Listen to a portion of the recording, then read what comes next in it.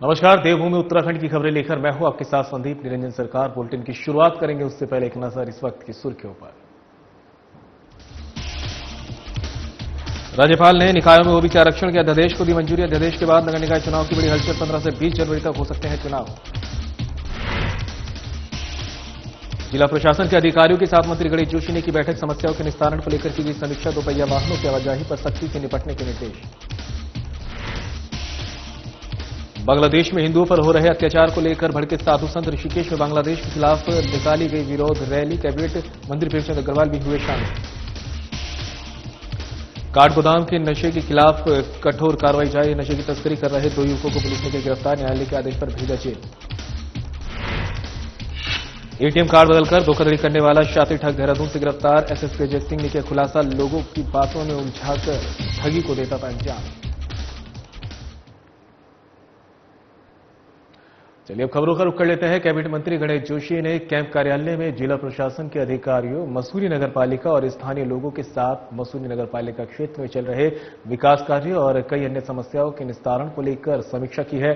Cabinet मंत्री गणेश जोशी ने अधिकारियों को मसूरी माल रोड में टैक्सी और दोपहिया वाहनों की आवाजाही पर सख्ती से निपटने के जिला प्रशासन को निर्देश दिए हैं, जिससे कि पर्यटकों को माल रोड में आवाजाही के दौरान समस्या का सामना न करना पड़े। मसूरी में गोल्फ कोर्ट के संबंध में आ रही रिक्शा चालकों की समस्या के दृष्टिगत जिला प्रशासन के अधिकारियों को 1 माह के भीतर न्याय संगत निर्णय लेते हुए शीघ्र प्लान तैयार करने के निर्देश दिए गए।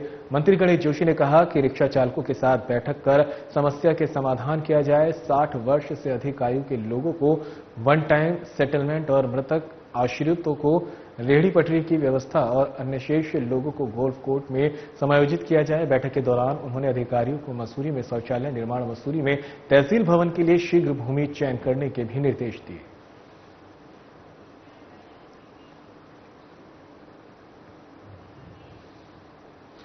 तो वहीं काशीपुर में सनातन धर्म के लोगों ने एक जन आक्रोश रैली का आयोजन किया है, जिसमें एक ज्ञापन राष्ट्रपति के नाम संबोधित एसडीएम अभय प्रताप सिंह को सौंपा गया है। साथ ही मांग की गई है कि बांग्लादेश में अल्पसंख्यक समुदाय के लोगों के साथ बर्बरतापूर्वक हमले किए जा रहे हैं, जिसमें वहां के हिंदू और हिंदू महिलाओं के साथ बलात्कार जैसे घिनौने कार्य किए जा रहे हैं।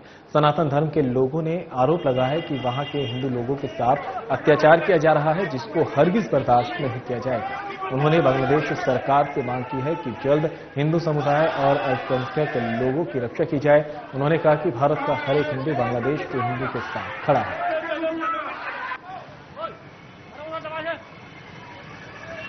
सबके माध्यम से नजर आना चाहिए। उठाइए।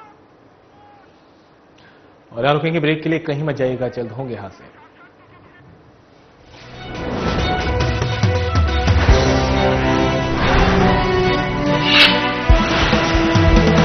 नशा करने के लिए कई लोगों द्वारा एक ही सिरिंज का इस्तेमाल करना एचआईवी के प्रसार का एक बड़ा कारण है। प्रदेश में एचआईवी और एड्स से डटकर मुकाबला करने और इसके प्रसार की रोकथाम हेतु बड़े स्तर पर कार्यक्रम चला रही है उत्तराखंड सरकार। राष्ट्रीय एड्स नियंत्रण कार्यक्रम के तहत उत्तराखंड राज्य एड्स नियंत्रण सोसाइटी पूरे जोरों पर अपनी गतिविधियों का संचालन कर रही है। इंजेक्शन से नशा करने वालों यानी आईडीयू के लिए राज्य में एनजीओ के माध्यम से लक्षित हस्तक्षेप यानी टीआई प्रोजेक्ट लागू किया जा रहा है। इसके तहत 7 टीआई एनजीओ के माध्यम से 2000 से अधिक ऐसे लोगों की मदद की जा रही है जो इंजेक्शन से नशा करते हैं। टीआई कार्यक्रम के तहत इन लोगों को काउंसलिंग, एचआईवी और syphilis screening, abscess management, needle syringe के नुकसान को कम करने वाली सेवाएं जैसी कई जरूरी सुविधाएं प्रदान की जाती हैं। नशीली दवाओं की लत के शिकार लोगों के परिजनों से मिलकर भी उन्हें मोटिवेशनल सपोर्ट दिया जाता है। निडल सिरिंज एक्सचेंज प्रोग्राम यानी एनएसईपी के तहत एनजीओ कर्मी नशीली दवाओं के इंजेक्शन लगाने वालों को नई सुई और सिरिंज मुहैया कराते हैं और पुरानी व इस्तेमाल की गई सुई और सिरिंज एकत्र करते हैं। साथ ही प्रशिक्षित चिकित्सा अधिकारी की देखरेख में ओपियोइड सब्स्टिट्यूशन थेरेपी यानी ओएसटी भी दी जाती है। राज्य के सरकारी अस्पतालों में 8 ओएसटी सेंटर हैं, जो देहरादून, रुड़की, हरिद्वार, रामनगर, नैनीताल, रुद्रपुर, काशीपुर और सितारगंज में मौजूद है। साथ ही 2 सैटेलाइट ओएसटी सेंटर भी हैं, जो दूर दराज के इलाकों में ओएसटी की सुविधा देते हैं। इंजेक्शन से ड्रग्स का नशा छुड़ाने को हम हैं तैयार। HIV एड्स रोकथाम को तत्पर उत्तराखंड सरकार। पुरखों की सांझी विरासत, ऋषि मुनियों की परंपरा और अनुकूल वातावरण से देवस्थानम उत्तराखंड को मिला है देश और दुनिया में सबसे ज्यादा मान और बनी है आयुष और वेलनेस में बेस्ट डेस्टिनेशन की पहचान।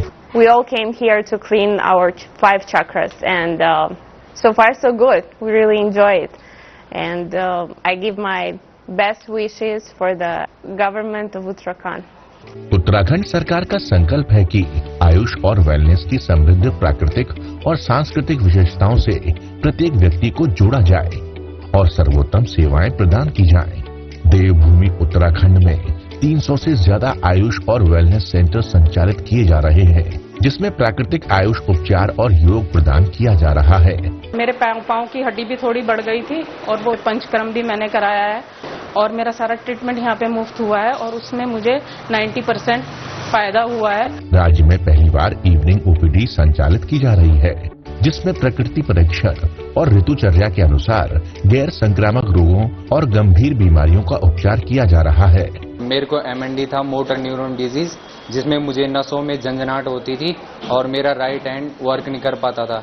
मैं पिछले 20 दिनों से यहाँ पर मात्रावस्थी और मरम चिकित्सा ले रहा हूँ, जिससे मुझे 50 से 60% रिमूव हो पा रहा है, आराम मिल पा रहा है। प्रधानमंत्री नरेंद्र मोदी के आह्वान पर इंटरनेशनल योगा डे का उत्तराखंड में सफल संचालन होता है। उत्तराखंड सरकार डिजिटल कार्यक्रम आयुर्वाणी और आयुर तरंगिनी मैगजीन के माध्यम से योग और आयुष से जुड़ी जानकारी जनता के बीच पहुंचा रही है। मुख्यमंत्री पुष्कर सिंह धामी के संकल्प से आयुष और वेलनेस में निवेश के द्वार खुले हैं। सांझी विरासत को संजो रही है उत्तराखंड सरकार। आयुष और वेलनेस है स्वस्थ जीवन शैली के आधार।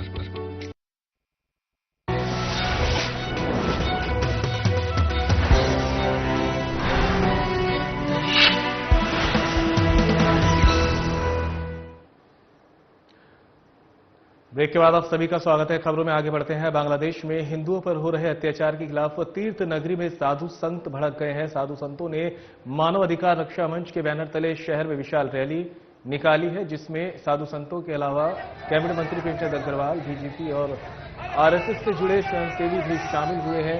श्री भरत मंदिर इंटर कॉलेज से शुरू हुई विरोध रैली शहर के मुख्य मार्गों से होते हुए त्रिवेणी घाट पहुंचकर समाप्त हुई। त्रिवेणी घाट पर साधु संतों ने राष्ट्रपति के नाम ज्ञापन SDM को सौंपा है। रैली में साधु संतों ने बांग्लादेश के खिलाफ नारेबाजी करते हुए प्रदर्शन किया। केंद्र सरकार से बांग्लादेश में हिंदुओं पर हो रहे अत्याचार को रोकने के लिए कड़े कदम उठाने की मांग की गई है।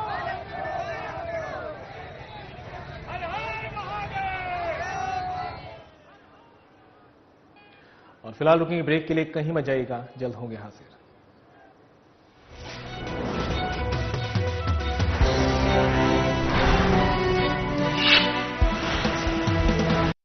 प्रदेश के निवासी जिन खाद्य पदार्थों और दवाइयों का सेवन करते हैं, उनकी गुणवत्ता सुनिश्चित करने की जिम्मेदारी है उत्तराखंड सरकार के food safety and drug administration के मजबूत कंधों पर। और विगत 5 वर्षों से ये जिम्मेदारी बखूबी ढंग से निभा रही है FDA।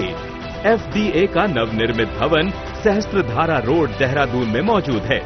ये सरकारी औषधि परीक्षण प्रयोगशाला दवा के नमूनों के परीक्षण में उपयोग किए जाने वाले नवीनतम और अत्यधिक उन्नत उपकरणों से लैस है।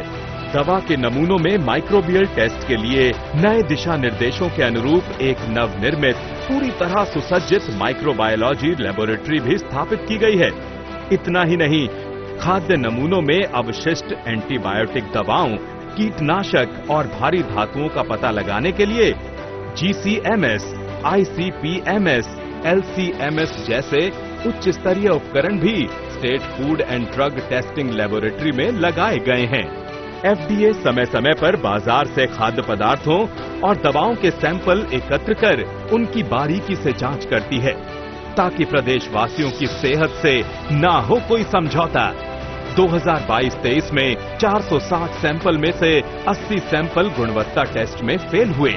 ड्रग्स कंट्रोल विंग ने नियम तोड़ने वालों पर कार्रवाई करते हुए TNC एक्ट के तहत 6 और NDPS एक्ट के तहत 8 मुकदमे दर्ज किए और 36 आरोपियों को गिरफ्तार किया।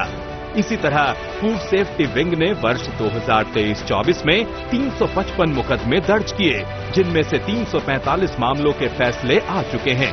इनमें से 332 मामलों में जुर्माने लगाए गए, जिनकी कुल राशि 1,04,23,000 है। FDA उत्तराखंड, आपके स्वास्थ्य के सच्चे प्रहरी। उत्तराखंड में बागवानी से सशक्त हो रहे हैं किसान, बन रही है उन्नत प्रदेश की विशिष्ट पहचान।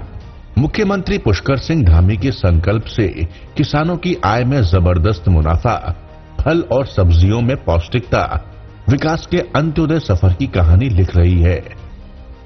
मुख्यमंत्री एकीकृत बागवानी विकास योजना के तहत किसानों को समृद्ध बनाने के लिए कोल्ड स्टोरेज पर 50% सब्सिडी अथवा 7,50,000 रुपए तक और रेफ्रिजरेटर वैन पर 50% सब्सिडी अथवा 13 लाख रुपए तक दिए जा रहे हैं। साथ ही फल, सब्जियां, पुष्प और मसालों के पौधे और बीज 50% सब्सिडी पर किसानों को प्रदान किए जा रहे हैं। मुख्यमंत्री एकीकृत बागवानी योजना के तहत हमें सब्जी और बीज उपलब्ध कराए जाते हैं, जिसमें कि हमें समय समय पर उद्यान विभाग के द्वारा विभिन्न प्रकार के कीटनाशक दवाएं भी उपलब्ध कराई जाती हैं और महिलाओं का एक आजीविका को लेकर एक नया ही उत्साह उत्पन्न हुआ है। मुख्यमंत्री संरक्षित उद्यान विकास योजना में पॉली हाउस के अंदर सब्जी या पुष्प का उत्पादन करने पर किसानों को 80% तक सब्सिडी प्रदान की जा रही है। बाजार हस्तक्षेप योजना के तहत सी ग्रेड सेब और अन्य फलों को समर्थन मूल्य पर खरीदने के लिए व्यवस्था की गई है। फसल बीमा योजना के तहत फलों और मौसमी सब्जियों का बीमा कराया जाता है और सरकार किसानों को प्रीमियम की कई गुना धनराशि प्रदान कर रही है। हमने आम की फसल का बीमा करवाया था, जिसका 8 गुना प्रीमियम हमें सीधा डीबीटी के माध्यम से हमारे अकाउंट में प्राप्त हुआ। मैं धन्यवाद अदा करना चाहूंगा उत्तराखंड सरकार, मुख्यमंत्री श्रीमान पुष्कर सिंह धामी जी का। बागवानी योजनाओं से खुल रहे हैं समृद्धि के द्वार, किसानों को मजबूत बना रही है उत्तराखंड सरकार।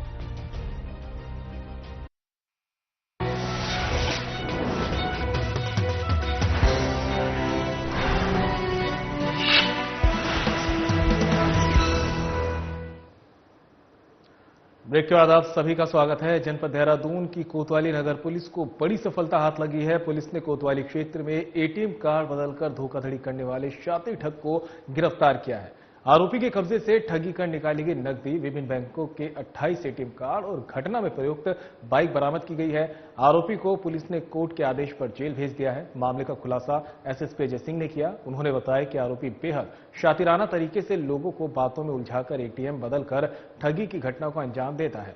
पुलिस पूछताछ में आरोपी ने अपना नाम सोनू उर्फ कमल गुप्ता निवासी सैला को ही बताया है। आरोपी पहले भी एटीएम ठगी की घटना में जेल जा चुका है। आरोपी के खिलाफ देहरादून के विभिन्न थानों, सहारनपुर में ठगी और आपराधिक घटनाओं के आधा दर्जन से अधिक मुकदमे दर्ज हैं।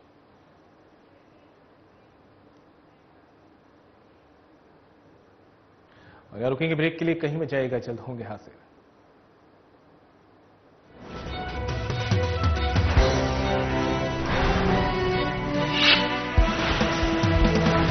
नशा करने के लिए कई लोगों द्वारा एक ही सिरिंज का इस्तेमाल करना एचआईवी के प्रसार का एक बड़ा कारण है। प्रदेश में एचआईवी और एड्स से डटकर मुकाबला करने और इसके प्रसार की रोकथाम हेतु बड़े स्तर पर कार्यक्रम चला रही है उत्तराखंड सरकार। राष्ट्रीय एड्स नियंत्रण कार्यक्रम के तहत उत्तराखंड राज्य एड्स नियंत्रण सोसाइटी पूरे जोरों पर अपनी गतिविधियों का संचालन कर रही है। इंजेक्शन से नशा करने वालों यानी आईडीयू के लिए राज्य में एनजीओ के माध्यम से लक्षित हस्तक्षेप यानी टीआई प्रोजेक्ट लागू किया जा रहा है। इसके तहत 7 टीआई एनजीओ के माध्यम से 2000 से अधिक ऐसे लोगों की मदद की जा रही है जो इंजेक्शन से नशा करते हैं। टीआई कार्यक्रम के तहत इन लोगों को काउंसलिंग, एचआईवी और syphilis screening, abscess management, needle syringe के नुकसान को कम करने वाली सेवाएं जैसी कई जरूरी सुविधाएं प्रदान की जाती हैं। नशीली दवाओं की लत के शिकार लोगों के परिजनों से मिलकर भी उन्हें मोटिवेशनल सपोर्ट दिया जाता है। निडल सिरिंज एक्सचेंज प्रोग्राम यानी एनएसईपी के तहत एनजीओ कर्मी नशीली दवाओं के इंजेक्शन लगाने वालों को नई सुई और सिरिंज मुहैया कराते हैं और पुरानी व इस्तेमाल की गई सुई और सिरिंज एकत्र करते हैं। साथ ही प्रशिक्षित चिकित्सा अधिकारी की देखरेख में ओपियोइड सब्स्टिट्यूशन थेरेपी यानी ओएसटी भी दी जाती है।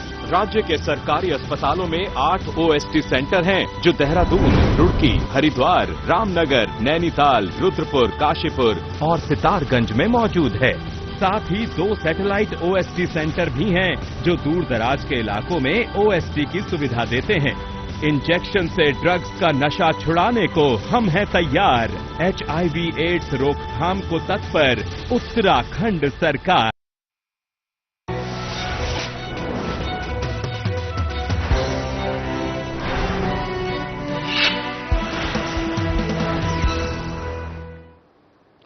ब्रेक के बाद आप सभी का एक बार फिर से स्वागत है। एसएसपी प्रहलाद नारायण मीणा के निर्देशानुसार जनपद में नशे के खिलाफ कठोर कार्रवाई लगातार जारी है। इस क्रम में काठगोदाम पुलिस ने मोटरसाइकिल से नशे की तस्करी कर रहे 2 युवकों को गिरफ्तार किया है। पुलिस ने तस्करों के कब्जे से 1 किलो से अधिक चरस बरामद की है। पुलिस टीम ने गश्त के दौरान संदिग्ध वाहन को रोका और उनकी तलाशी ली। गिरफ्तार युवकों की पहचान काठगोदाम निवासी नीतीश कुमार और पवन कुमार के रूप में हुई है। दोनों आरोपी मोटरसाइकिल पर चरस लेकर जा रहे थे, जिनसे पूछताछ के बाद चरस की तस्करी करने की बात सामने आई। पुलिस ने आरोपियों के खिलाफ एनडीपीएस एक्ट के तहत मामला दर्ज कर न्यायालय के आदेश पर जेल भेज दिया है। काठगोदाम पुलिस की जनपद में नशे के कारोबार को खत्म करने के लिए कार्रवाई लगातार जारी रहेगी। ये जो पकड़े गए हैं ये काठगोदाम की तरफ या हो सकता है कि यूडेन की तरफ जा रहे हों, लेकिन पुलिस को सूचना मिली। पुलिस द्वारा चेकिंग के दौरान इनसे चरस बरामद हुई है। दोनों के खिलाफ एनडीपीएस के अंतर्गत एफआईआर दर्ज हुई है। इन्हें गिरफ्तार कर जेल भेजा जा रहा है। 1 किलो 104 ग्राम चरस बरामद हुई। दोनों दमोह ढूंगा के हैं। इनके पास से एक मोटरसाइकिल भी बरामद हुई है, उसे भी सीज कर लिया गया। और फिलहाल रुकेंगे ब्रेक के लिए, कहीं मत जाइएगा, जल्द होंगे हाजिर।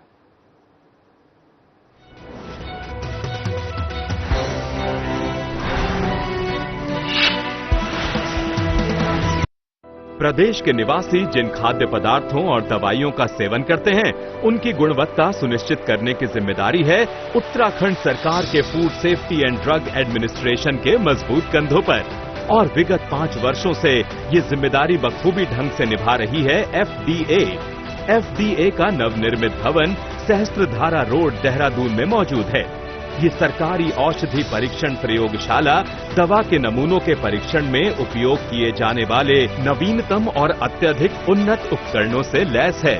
दवा के नमूनों में माइक्रोबियल टेस्ट के लिए नए दिशा निर्देशों के अनुरूप एक नवनिर्मित पूरी तरह सुसज्जित माइक्रोबायोलॉजी लेबोरेटरी भी स्थापित की गई है।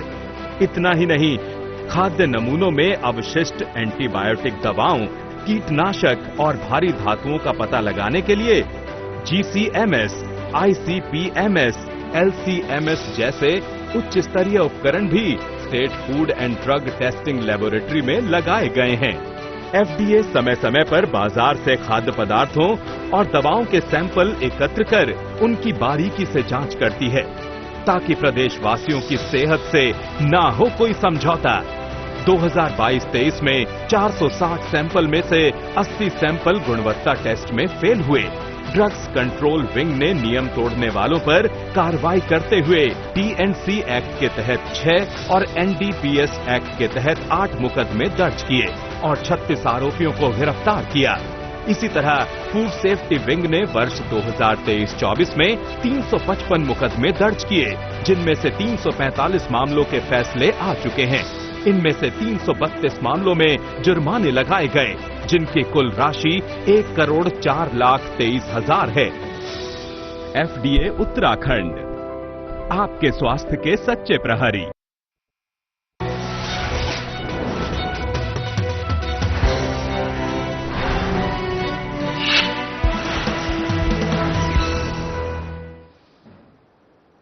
और ब्रेक के बाद आप सभी का स्वागत है। बड़ी खबर का रुख कर लेते हैं। देहरादून से सामने आ रही है। निकाय चुनाव को लेकर OBC आरक्षण को मंजूरी, महामहिम राज्यपाल ने दी मंजूरी। अध्यादेश के बाद नगर निकाय चुनाव की बढ़ी हलचल। 15 से 20 जनवरी तक हो सकते हैं निकाय चुनाव। 20 दिसंबर के बाद हो सकती है निकाय चुनाव की अधिसूचना। निकाय चुनाव को लेकर बीजेपी कांग्रेस ने कसी कमर। बीजेपी और कांग्रेस ने नगर निगम, नगर पालिका और नगर पंचायतों के लिए चुनाव प्रभारियों की पहले ही कर दी घोषणा। बीजेपी कांग्रेस में बैठकों का दौर जारी। प्रत्याशियों के चयन को लेकर चल रहा है मंथन। कार्यकर्ताओं से प्रत्याशियों के चयन को लेकर कर रहे हैं रायशुमारी। प्रत्याशी टिकट को लेकर वरिष्ठ नेताओं की कर रहे हैं गणेश प्रक्रिया। पिछले 1 साल से अधिक समय से नगर निकायों में प्रयुक्त है प्रशासन। उच्च न्यायालय ने जनहित याचिका पर जल्द चुनाव कराने के दिए थे आदेश। लंबे समय से चुनाव लड़ने को लेकर आस लगाए हैं प्रत्याशी। विपक्ष लगातार जल्द चुनाव कराने को लेकर बना रहा है दबाव। बड़ी खबर आप तक पहुंचा रहे हैं। निकाय चुनाव से जुड़ी बड़ी खबर है। महामहिम राज्यपाल ने निकायों में ओबीसी आरक्षण के अध्यादेश को मंजूरी दे दी है और जिसके बाद से नगर निकाय चुनाव की हलचल जो है अब तेज हो गई है। 15 से 20 जनवरी तक हो सकते हैं निकाय चुनाव।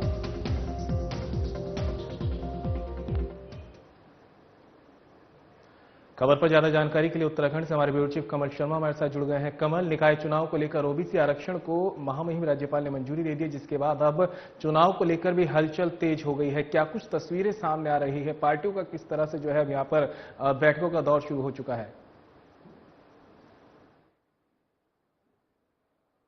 पिछले कहें तो 1 वर्ष से लगातार यहाँ पर प्रशासक नियुक्त हैं नगर निकायों में, तो उसके बाद लगातार चुनाव को लेकर लगातार मांग की जा रही थी। माननीय उच्च न्यायालय में भी इसमें जनहित याचिका डाली गई थी और जिसमें जब इसका निस्तारण हुआ तो उसमें कहा था कि आप जल्दी से जल्दी चुनाव कराएं और नवंबर दिसंबर तक चुनाव कराने। लेकिन अब निकल के सामने आ रहा है कि 15 से 20 जनवरी तक जो है चुनाव होने की उम्मीद है।